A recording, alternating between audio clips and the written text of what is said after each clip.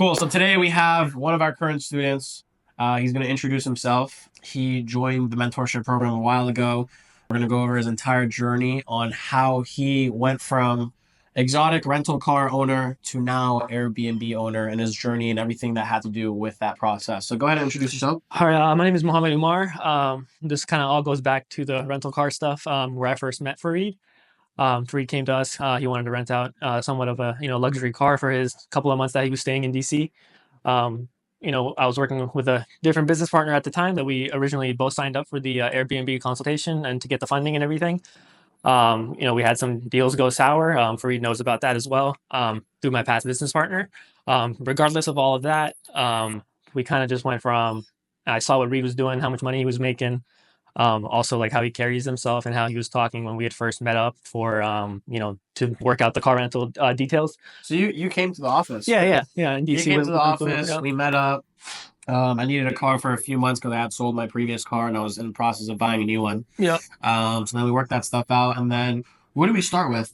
You said you needed some stuff done to your credit, right? Yeah. We started on credit repair. So originally, because I'm a private car rental owner, I had purchased a couple like my first round of vehicles on the private side, like any other private car rental company. So I had a lot of hard inquiries on my credit because of buying all those vehicles from the dealership. So the first thing I needed to do was really just get rid of all of those hard inquiries, get those negatives removed off my account. I didn't have anything as far as collections or anything like that. Just hard inquiries. Other than that, I think I needed to add a trade line onto my account to just kind of give me a little bit of credit age. Me being 23 years old, and then also being able to buy all those cars at that age. So me being almost $300,000 in debt in cars, being able to apply on the business side, I needed to get some stuff done through his credit repair agency. What's that process? What did you start with, score wise? What was your score? And what did we do to your credit to increase it? And then what is it now? Gotcha. So I originally started out like 680 or so. All my life, roughly ridden around 740. But after buying those cars, took a pretty big hit. From there, I went ahead and signed up with the credit repair agency. We had a quick consultation talk of what I needed to get done. I was explaining the whole process of what affects what and how, basically explain how credit works. With that knowledge, I was able to go through the credit repair process. And then from there, we were able to fix my credit within the span of like a month or so. It wasn't too long. What did you bring it up to? From there, we went from a 680 to about 760 or so. Honestly, it's not all about credit score. I'm sure Reed's mentioned this before as well. It's also about your credit profile. So that's why we needed that trade line as well. I was able to secure that through like a family friend. Which is also a thing you can do. So we went up to 760 or so. So with applying for funding, it was about maybe a month and a half of process or so. It wasn't too long. Majority of just making sure you have the proper documents, making sure you do the proper processes and stuff like that. So when you came to us and we manually submitted those documents to you and manually submitted your file to the banks, how much in funding did you get? So just off of one credit card, I was able to get $50,000, and off of the other credit card, I was able to get another $30,000. Wow. So yeah, 80,000. About 80,000 in funding. 0% interest for 1 year. For up to a year, and I'm still riding on that 0% interest. Yeah. Nice. So I think originally you were going to use that to buy more cars, right? Yeah, originally I had. Me and Reed had talked a little bit more. I kind of wanted to know, I guess, what does he do? How is he doing all this? How he's able to afford the car that we're renting out to him. But we talked a little bit more. Kind of got me thinking, why am I doing this with cars? I should be doing this with houses. It's pretty much, it's relatively the same game. Obviously a little bit different in terms of legalities and stuff, but same processes and the same management and stuff like that. And I just realized, you can crash a car, but you can't crash a house. So you can't steal a house either. Yeah. So you went from arbitraging cars to now arbitraging houses. Yeah. I mean, I owned a couple of the cars as well. We did do a couple of investors, arbitraging cars as well. But yeah, no, definitely. I will say the profit margins in terms of if you think about it, my one C8 Corvette is $80,000, and that doesn't make me as much money as my one property that is a quarter of that price. That makes me per month, and I don't have to worry about it. Whereas, with the vehicle, I have to worry about it every single time it comes back. So how much is your what's the rent on the property that we signed a lease for? So currently it's $4,100. Now that might seem like a lot. It did seem like a lot to me. I do remember first getting in touch with Reed about this, and also talking about his mentorship program. Obviously initially knowing that it was an X amount of money, a lot of money.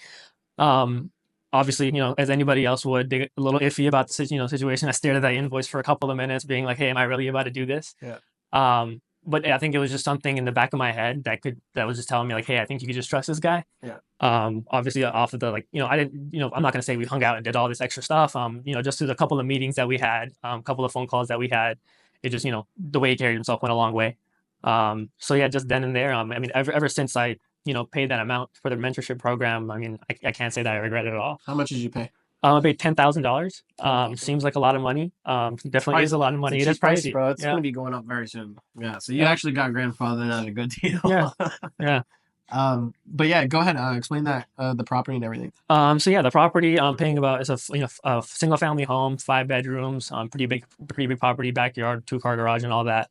$4,100 a month. I was able to get a. You want me to talk about the private side booking as well? Yeah, yeah. How we helped you secure the booking and stuff. Yeah. I was able to, originally me and Reed had talked about doing Airbnb and stuff, and staying along the sides of that. I didn't know anything about the insurance game, so that's something that I learned through, acquiring that property. Reed was actually able to get me an insurance booking. It was a little bit different than Airbnb. I'm sure he could explain it better. But we were able to get an off booking platform for about 3 months at about $7,500 a month. I can pull that up right here, actually. Just if you look right here.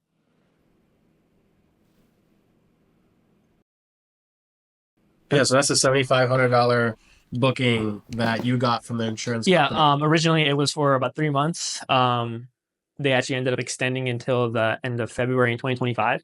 It actually worked out in a way where I'm actually on track to recover all my initial investment to that property. It was already furnished, so the deal was a little different. I basically just bought out the furnishing that was already there. With that being said, I spent about $27,000. Now, keeping in mind that's first month's rent, like security deposit, so that's another $4,100. Other than that, the furniture was about $19,000 or so, including TV, all that kind of stuff, all the electronics and stuff. So I'm on track now to have made my $27,000 back by the end of February. That's awesome. Wow. So then we also helped you extend that booking as well. So yeah. Now you have a 7-month insurance booking at $7,500 per month. Yep. No cleaning costs, no expenses. You have pretty much like a medium-term rental, not even a short-term rental anymore. So you're making, what is it, $3,400 of profit every single month? $3,400. I obviously, I do my management through Reed as well. That's about $500 that I pay him. But he's able to set up my, the stuff that I don't really know too much about. He was able to set up my property on different platforms. Originally, I had asked him, what am I being charged $500 for? You're not going to clean the property when somebody's there for the whole month, but I didn't quite understand, what that was for.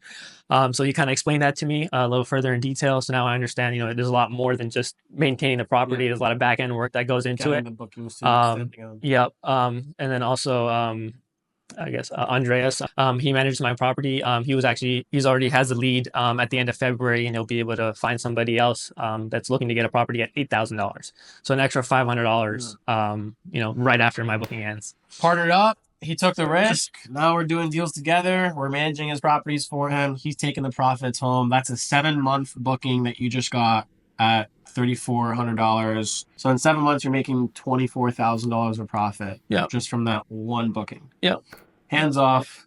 You're good. I haven't thought about it. I haven't looked at the cameras. I just know that I get paid every single month. Don't get me wrong. I look every now and again, but I haven't checked in a while. All I can say, 100%. All I can say is I don't know why I didn't do it sooner, and why did I put myself in debt for cars? Yeah, man. So, listen, but process. you live and you learn. That's what I want to get into next, bro. Like for people who are watching this right now, who may be in the program or even deciding on joining the program, what's a piece of advice that you give to someone who's watching this? A lot of it's really just applying yourself. Don't get me wrong. There's a lot of fakes on the internet. I would say do your research. Take your time. Don't rush into anything you're not comfortable with. But there's a limit to that.